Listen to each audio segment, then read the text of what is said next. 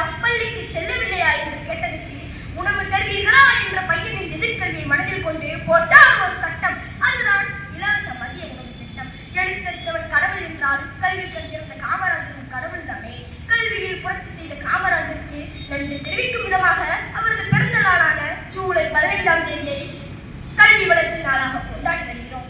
லால் பகதூர் சாஸ்திரி, இந்திரா காந்தி போன்றவர்களை பிரதமராக ஏற்றி தான் ஒரு கிங் மேக்கர் என நியமித்தார். காந்திய நெறியில் வந்த காமராஜர் காந்தி பிறந்த நாளான அக்டோபர் 2ஆம் தேதி என்றே மறைந்தது இளவெண்கள் தேதி என்றும். எத்தனை தந்தாலும் தெரியாத மனித மனங்களுக்கு மத்தியில் எல்லாம் இருந்தும் எதுவும் வேண்டாம் என வாழ்ந்த மகான் காமராஜர் ஆவார். காவிய தலைவன் பிறந்த